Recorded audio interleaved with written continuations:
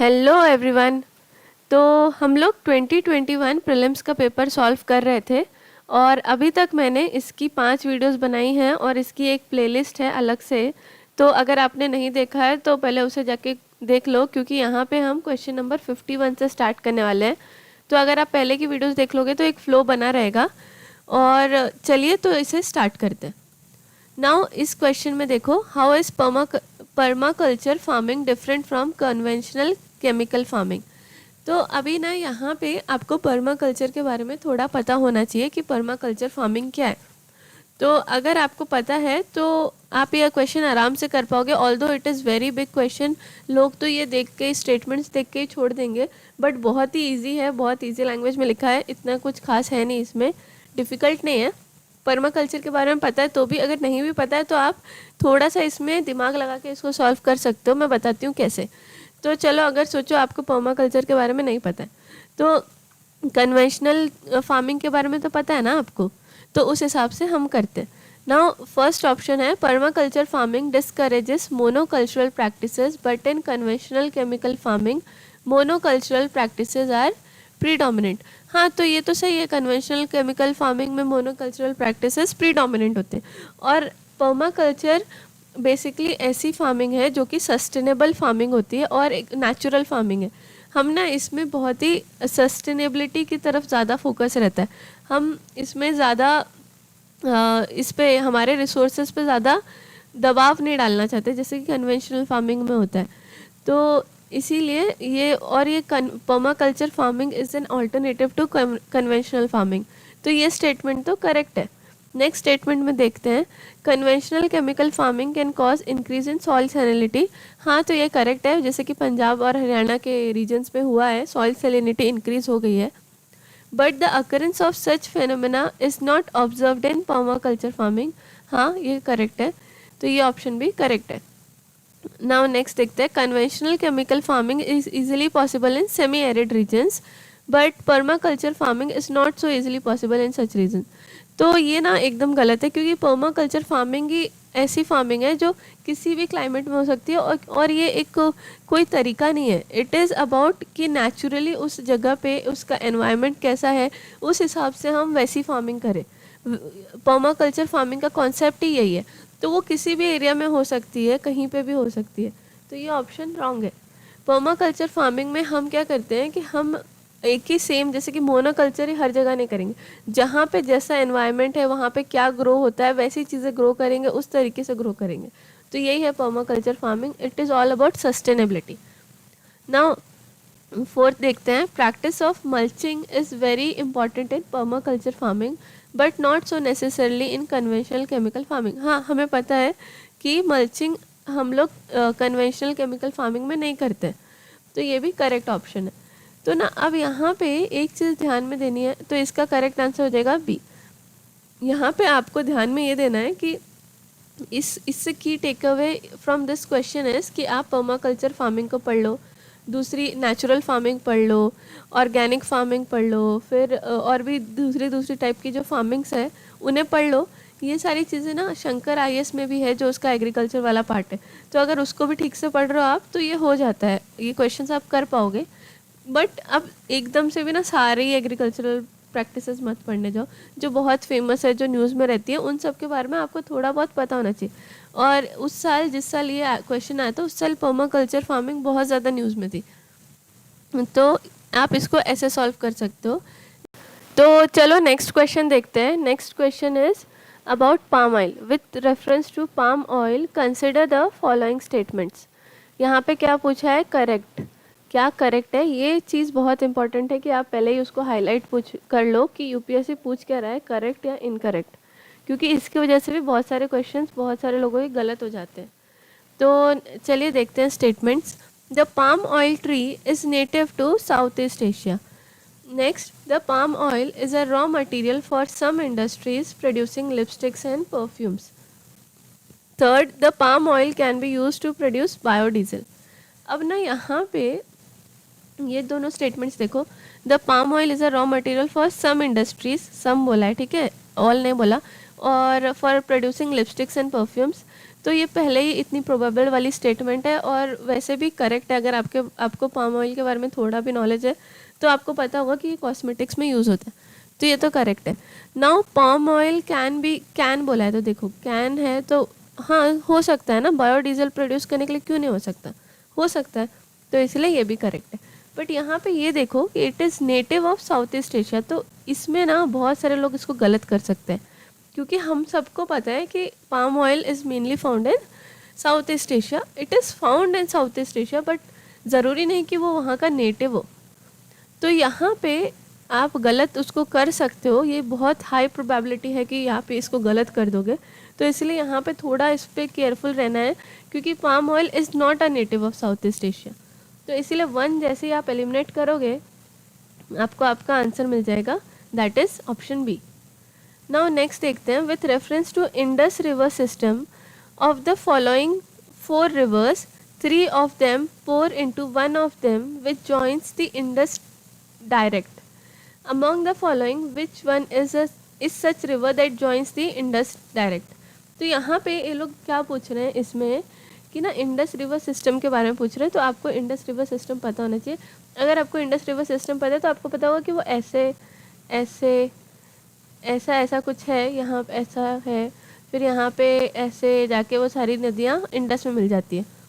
तो अगर तो आपको पता है तो ठीक है, वैसे यहाँ पे कुछ ज़्यादा गैस वर्क नहीं हो सकता। इंडस रिवर सिस्टम तो बहुत इंपॉर्टेंट है, एनसीईआरटी में भी है, तो इसको तो पढ़ना ही चाहिए अच्छे से। तो यहाँ पे अब इसका आंसर है सतलज। ठीक है, तो ये जो रिवर्स है ना, इसमें क्या पूछा है कि ऐसी कौन सी रिवर है जिसके अंदर बाकी 4 रिवर मिल जाती है, 3 of them नहीं, तो इसका ऐसी कौन सी रिवर है जिसमें 3 रिवर्स जाके मिलती है, फिर वो रिवर जाके इंडस में मिल जाती है, तो इसका आंसर है सतलज। नाउ 54 देखते हैं, with reference to India Didwana, Kuchaman, Sargol, Khatu are names of.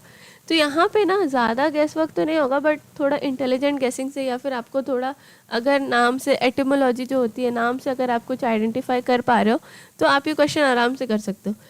तो अगर यहाँ पे ना आपने देखो यहाँ पे रामसर साइट्स बोला है, तो अगर आपने रामसर साइट्स एकदम अच्छे से करी है तो आप इसको तो सीधा एलिमिनेट कर पाओगे। इसीलिए ना Ramsar sites, tiger reserves, biosphere reserves, ये सारी चीज़ें अच्छे से कर लेनी चाहिए, क्योंकि ना भले ही यूपीएससी डायरेक्ट ना पूछे, बट कहीं ना कहीं वो आपको इनडायरेक्टली हेल्प करेगा, क्योंकि उससे क्वेश्चंस आते हैं या फिर उससे रिलेटेड क्वेश्चंस आते हैं। तो ये रामसर साइट तो आप डायरेक्ट एलिमिनेट कर लोगे।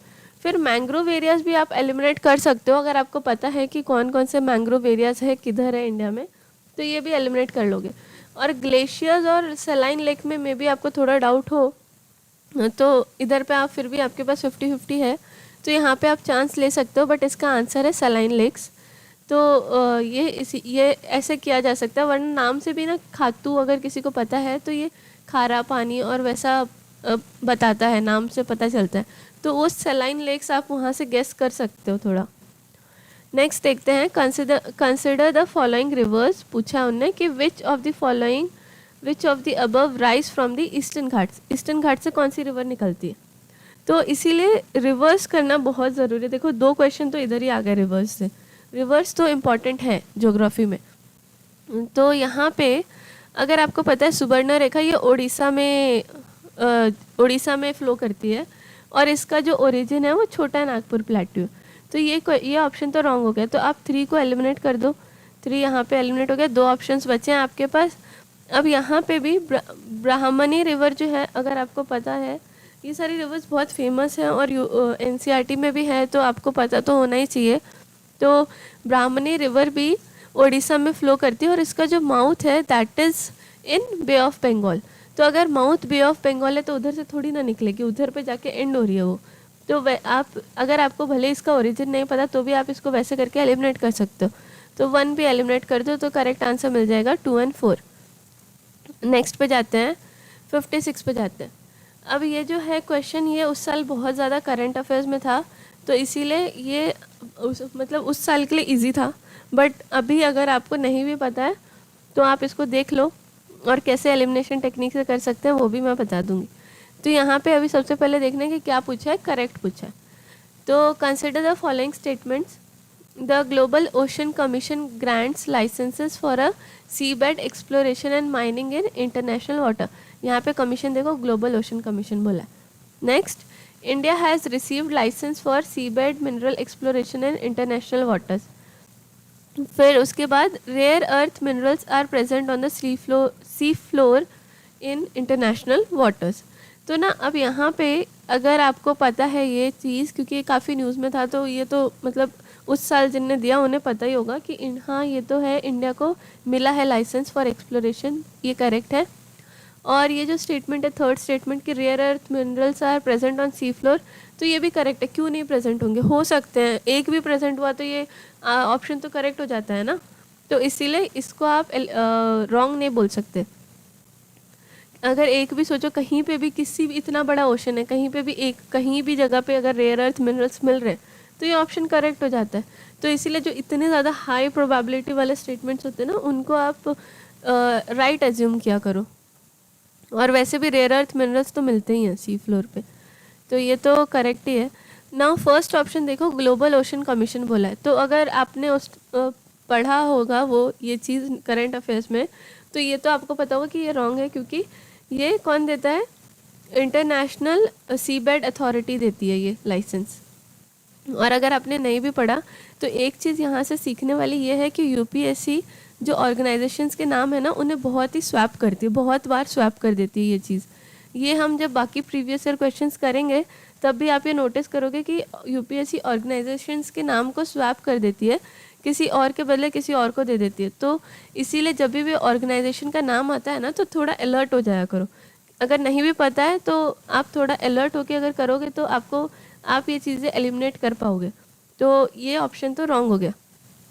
तो 1 जैसे ही रॉन्ग होगा तो आपको आंसर मिल जाएगा 2 और 3. नेक्स्ट है, among the following which one is the least water efficient crop.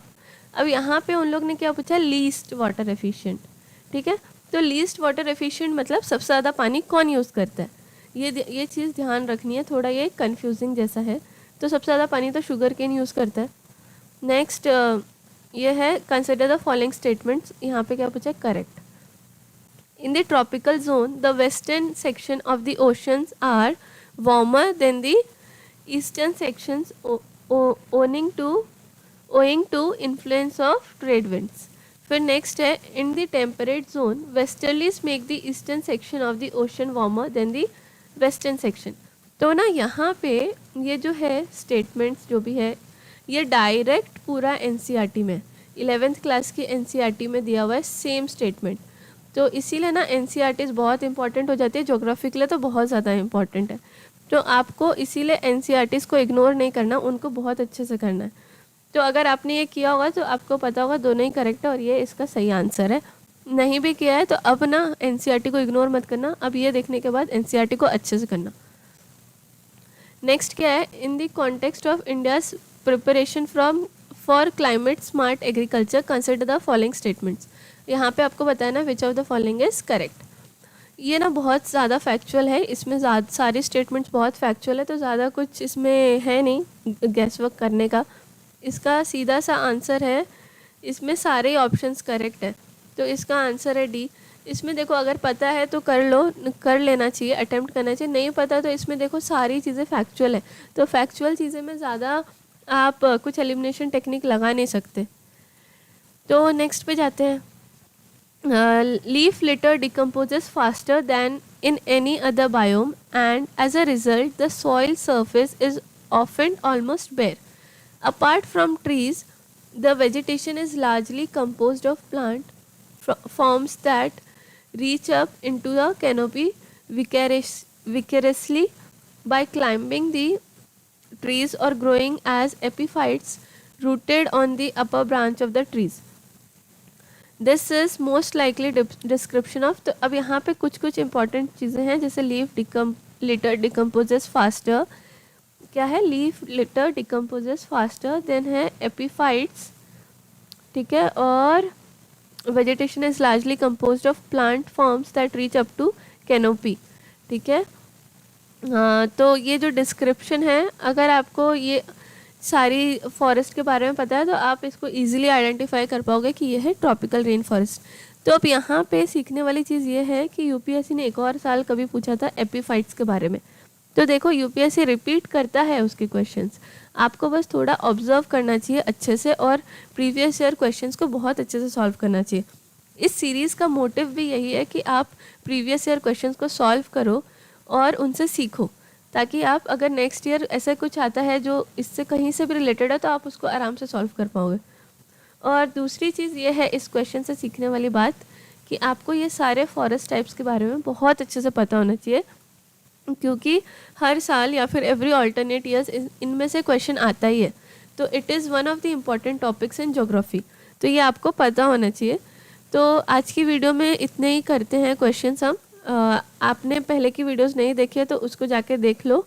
And अगर आपको ये वीडियो अच्छी लगे तो इसको लाइक करो, शेयर करो, सब्सक्राइब करो and thank you for watching it.